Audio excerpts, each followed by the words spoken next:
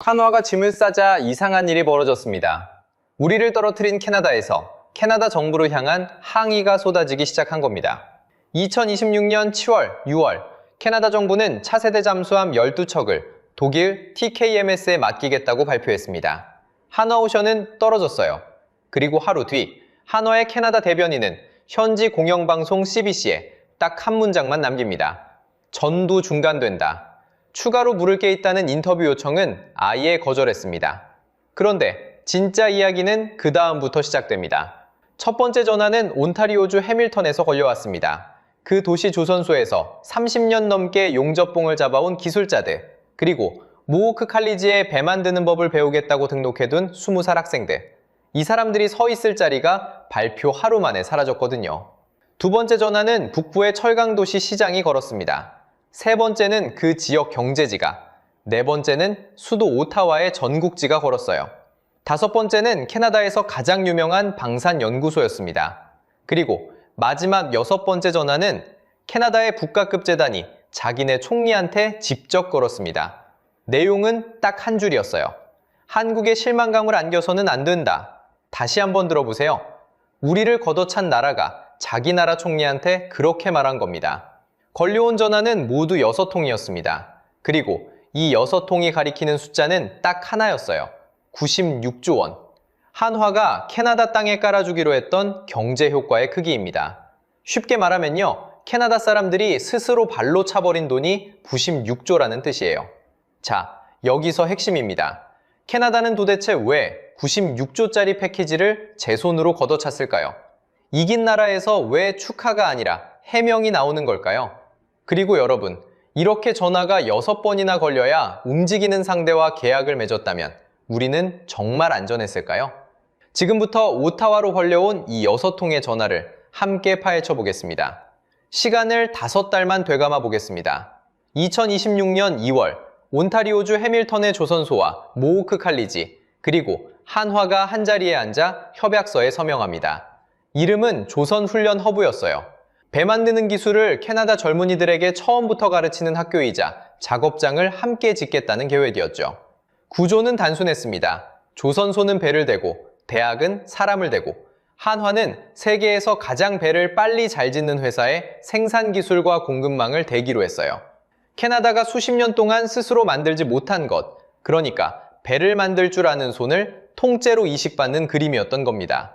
그때 한화 디펜스 캐나다 대표 글렌 코플랜드는 CBC에 규모를 이렇게 설명했습니다. 수천만 캐나다 달러. 숫자로 보면요, 우리 돈으로 수백억 원대입니다. 쉽게 말하면요, 해밀턴 같은 도시 하나에 새 일감 라인을 통째로 하나 깔아주는 크기예요.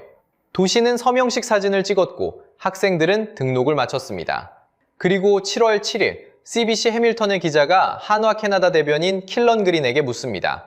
그 협약은 이제 어떻게 되는 겁니까? 돌아온 답은 딱 한 문장이었어요. 전부 중단된다. 거기서 끝이었습니다.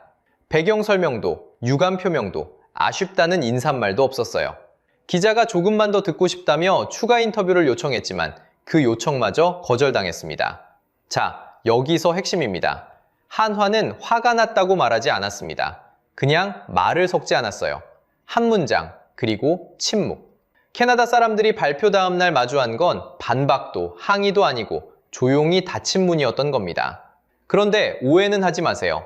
이건 삐져서 판을 엎은 게 아니에요. CBC가 확인한 이 협약의 원래 조건은 아주 분명했습니다.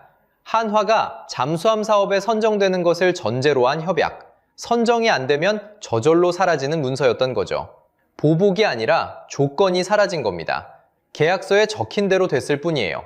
문이 닫힌 자리에 남은 건 캐나다 사람들이었습니다. 온타리오 조선소의 사업개발 부사장 테드 커크패트릭은 이렇게 말합니다. 한화가 약속했던 건 지식과 기술을 넘겨주고 사람을 가르치는 일에 기반을 뒀기 때문에 금액으로 환산하기는 어렵지만 상당한 의미가 있었을 것이다. 돈으로 얼마인지 세어보려 했지만 세지 못하겠다는 말입니다. 그 말을 한 사람은 한국 사람이 아니라 그 협약에 자기 회사 이름을 걸었던 캐나다 임원이에요. 같은 조선소의 대표 션 파둘로의 답은 더 짧았습니다. 지어야 했던 훈련선을 어떻게 할 거냐는 질문에 수주가 없어도 자체 부담으로 짓겠다고 했어요. 발주처 없이 자기 회사 돈으로 말입니다. 무호크 칼리지와 맺은 별도 협약도 그대로 끌고 가겠다고 덧붙였습니다. 세계적인 조선사의 생산 기술과 공급망을 끌어다 쓰겠다던 계획은 이제 그 도시가 혼자 감당해야 할 짐이 됐습니다. 결정은 수도 오타와에서 났는데 문은 해밀턴에서 닫힌 거죠.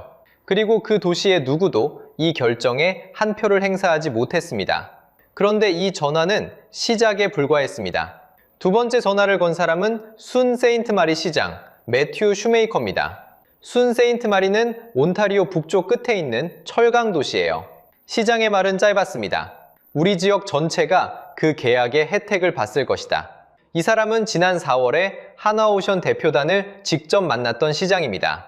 악수를 하고 도면을 보고 일정까지 들었던 사람이 석 달 만에 자기 나라 정부를 향해 입을 연 겁니다. 도대체 이 도시는 왜 이렇게까지 절박했을까요? 이 도시의 심장은 알고마스틸이라는 제철소입니다.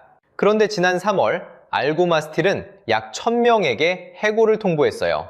전체 인력의 40%입니다. 쉽게 말하면요, 아침마다 공장 정문으로 들어가던 10명 중 4명이 그대로 사라진 거예요. 이유는 미국이 캐나다 철강에 매긴 50% 관세였습니다. 팔 곳이 막히니 고로에 불부터 껐고 불이 꺼진 자리에서 사람이 밀려났습니다. 연방정부와 온타리오주가 급하게 5억 달러 금융 지원을 밀어넣었지만 그건 회사를 살리는 돈이지 해고된 사람을 다시 부르는 돈은 아니었어요. 그 도시로 들어오기로 했던 돈이 따로 있었습니다. 한화가 지난 1월에 서명한 구속력 있는 양해각서, 구조용 형강 공장입니다. 숫자로 보면요, 3억 4,500만 캐나다 달러, 우리 돈으로 3,450억 원이에요. 쉽게 말하면요, 잘려나간 1000명 가운데 최대 500명을 연말까지 다시 공장 안으로 들여보낼 수 있는 돈이었습니다. 종이장에 찍힌 서명 하나가 아니라 저녁 식탁 500개가 걸려 있었던 거죠. 잠수함 계약서에 이름 하나를 적어 넣는 결정이 그 도시 500가구에 다음 달 월급을 갈랐습니다. 한화는 여기서 한 걸음 더 나갔던 회사입니다. 6월엔 캐나다에서 만들 군용 차량에 알고마스틸의 강제를 쓰겠다는 문서까지 추가로 맺었거든요. 공장을 지어주고 그 공장에서 나온 철을 자기가 사겠다고 한 겁니다. 그 공장은 오지 않습니다. 그래서 시장은 자기 정부를 때렸어요. 앞으로 방산 조달에서 알고마스틸과 캐나다산 철강이 반드시 쓰이도록 만드는 것, 그게 연방정부의 핵심 책무라고요. 잠수함을 독일에 넘긴 총리를 향해 자국 도시의 시장이 공개적으로 요구한 겁니다. 세 번째 전화도 같은 북부에서 걸려왔습니다. 이번엔 배학이었어요. 레이크헤드 대학교의 방산 경제 전문가 칼 스코그스타드 교수입니다. 그의 진단은 당담했습니다. 한화 제안에는 알고마스틸로 갈 돈이라는 북부 온타리오에 대한 명확한 혜택이 있었다. 지역으로선 확실히 불행한 일이다. 그 지역 경제지 노던 온타리오 비즈니스도 같은 편에 섰습니다. 정부가 한화를 골랐다면 알고마에 상당한 이익이 돌아갔을 거라고요. 도시가 말하고 학교가 말하고 지역신문이 말했습니다. 정작 그 전화를 받아야 할 오타와만 조용했어요. 그런데 이 교수는 마지막에 이상한 말을 한마디 덧붙였습니다. 방산에서 모든 조달은 정치적이다. 이 한 문장의 의미는 마지막에 다시 돌아오겠습니다. 네 번째 전화는 수도에서 걸려왔습니다. 오타와 시티즌, 캐나다 수도를 대표하는 전국지예요. 이 신문이 지면에 박아넣은 문장은 딱 한 줄이었습니다. TKMS의 잠수함은 현재 어느 나라에서도 운용되고 있지 않다. 다시 읽어보시죠. 어느 나라에서도 운용되고 있지 않다. 그러면서 이 신문은 자국 정부에 되물었습니다. 이미 실전에서 바닷속을 다니고 있는 한국 잠수함을 두고 도대체 왜 저 배를 골랐느냐고요. 숫자로 보면요, 캐나다가 사기로 한 배는 독일과 노르웨이가 함께 개발한 212CD형 잠수함입니다. 이 배는 지금까지 단 한 척도 건조를 마치지 못했어요. 바다에 나가 실제로 운용된 시간은 정확히 0시간입니다. 독일이 6척, 노르웨이가 6척을 주문에 짓고 있는 중일 뿐이죠. 쉽게 말하면요, 도면과 계약서는 있는데 물에 떠 있는 완성품은 지구 어디에도 없다는 뜻입니다. 자, 여기서 핵심입니다. 캐나다가 받기로 한 건 12척이에요. 독일 6에 노르웨이 6을 더해도 12입니다. 그러니까 캐나다는 이 배를 설계한 두 나라를 합친 것보다 더 많이 굴리는 나라가 됩니다. 세계 최대 운용국이죠. 아직 아무도 타보지 않은 배, 세계 최대 운용국. 이게 왜 무서운 말인지 생각해 보세요. 처음 만든 배는 처음이라서 반드시 문제가 나옵니다. 소음이 예상보다 크거나 배터리가 계획만큼 안 버티거나 부품 하나가 자꾸 말썽을 부리거나요. 보통은 그 배를 설계한 나라가 먼저 몇 척 굴려보면서 그 문제를 다 겪고 고치고 매뉴얼을 만듭니다. 그 다음에 다른 나라가 사가죠. 그런데 캐나다는 그 순서를 건너뛰었습니다. 가장 많이 사면서 가장 먼저 겪는 나라가 된 거예요. 경제학에는 이런 상황을 부르는 이름이 있습니다. 승자의 저주. 경매장에서 가장 높은 값을 부른 사람이 물건을 가져가죠. 그런데 그 물건의 진짜 값을 아무도 모를 때 가장 높이 부른 사람은 축하받을 사람이 아니라 제일 비싸게 산 사람입니다. 쉽게 말하면요, 이긴 게 아니라 가장 크게 문 거예요. 검증된 배를 놔두고 검증되지 않은 배를 12척이나 떠안은 나라. 오타와 시티즌이 지면에서 가리킨 자리가 바로 거기였습니다. 캐나다 군사 커뮤니티에서 나온 말은 더 구체적입니다. 독일의 납품 능력을 믿을 수 있느냐? 독일 잠수함엔 수직 발사관이 없다. 한국 잠수함이 더 크고 항속거리도 길다. 이건 군사적 필요가 아니라 국제 정치로 내린 결정 아니냐? 빈말이 아니에요. TKMS는 예전에도 새로 설계한 재래식 잠수함에서 설계와 엔지니어링 결함이 터져나왔습니다. 첫 배를 고치는 데만 10년 가까이 썼고 실제 전력화는 최대 14년까지 밀렸어요. 그리고 5번째 전화는 이 배가 제때 오기는 하느냐는 질문을 던집니다. 5번째 전화는 연구소에서 걸려왔습니다. 맥도날드 로리의 연구소, 캐나다에서 가장 이름난 방산 싱크탱크입니다. 여기 소속 연구원 리처드 시무카가 영국 경제지 파이낸셜 타임스에 이렇게 말했어요. 이번 결정이 캐나다 안보의 최선의 선택인지 상당히 의문이다. 그리고 한 문장을 더 붙입니다.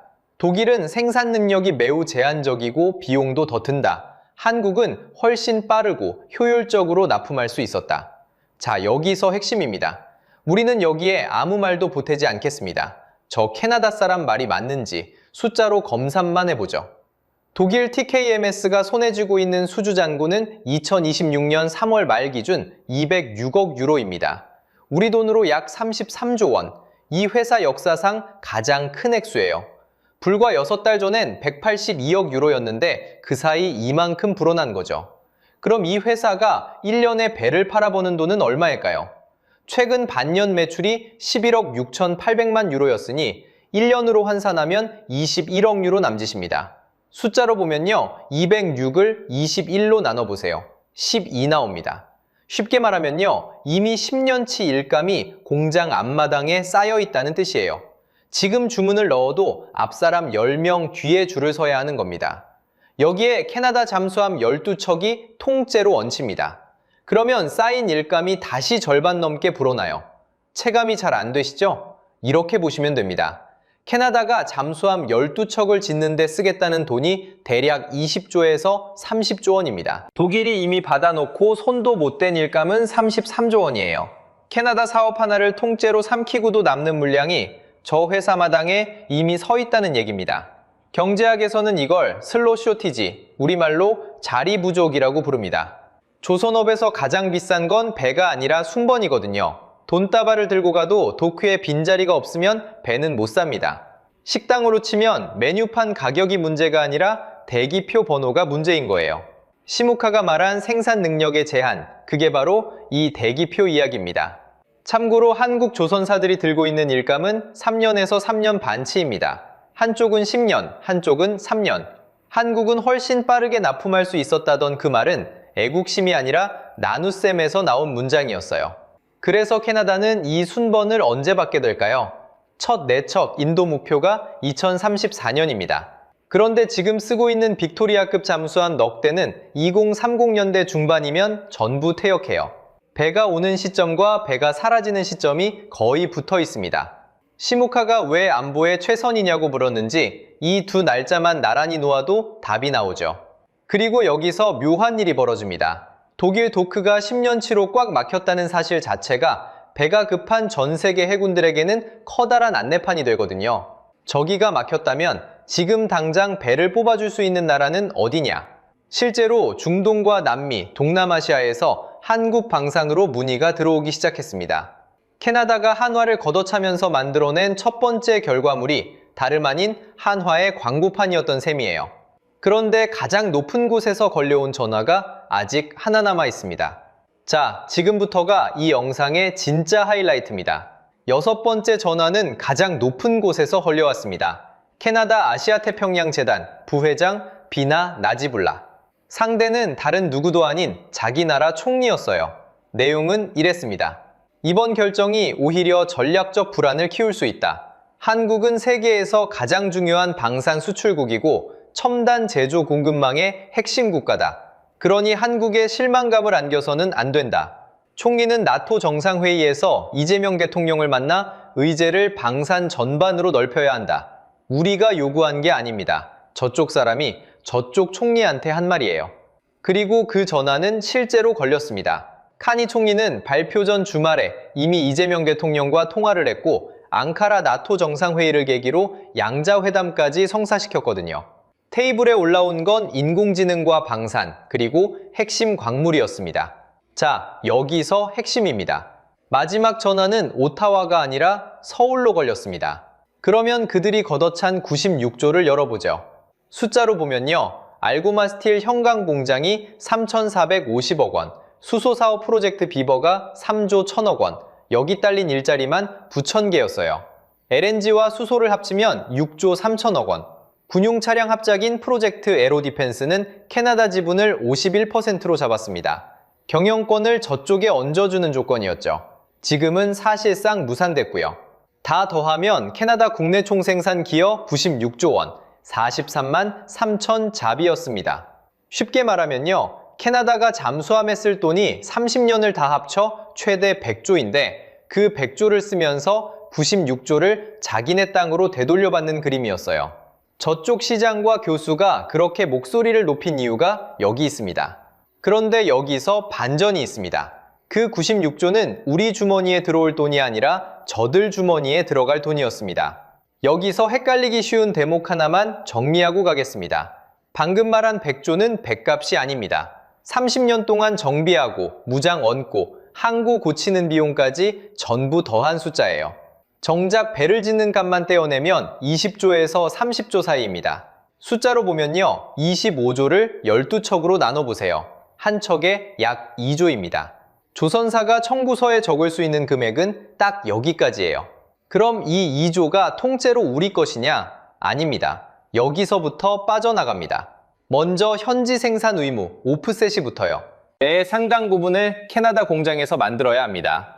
다음은 기술 이전입니다. 도면과 공정을 넘기는 순간 그건 매출이 아니라 미래의 경쟁자를 키우는 비용이 되죠. 마지막은 캐나다산 자재예요. 철강도 저쪽에서 사와야 합니다. 알고마스틸에 3,450억 원짜리 공장을 지어주겠다던 그 약속이 사실은 선물이 아니라 배값에서 미리 떼어낸 몫이었던 겁니다. 여러분, 한 척에 2조. 여기서 이걸 다 빼면 얼마가 남을까요? 잠깐 계산해보세요. 먼저 짚고 갑니다. 이건 실제 원가가 공개된 게 아니라 업계의 일반적인 구조로 짜본 예시 모델입니다. 그 전제 위에서 보면요. 결국 2조짜리 배 한 척을 팔아서 손에 남는 건 고작 몇백억, 잘해야 한 자릿수 이익률입니다. 저들이 96조를 가져가는 판에서 우리가 주는 건 그 정도였다는 뜻이에요. 한화가 이 수주전에 얼마를 태웠는지 그 금액은 끝내 공개되지 않았습니다. 다만 지출한 것들은 남아있죠. 도산 안창호함을 태평양 건너까지 보냈고 원팀을 꾸렸고 온타리오와 BC, 엘버타 3개 주에 걸친 투자 설계도를 그렸습니다. 그렇다면 마지막 질문이 남습니다. 이 전화들은 왜 이렇게 늦게 걸려왔을까요?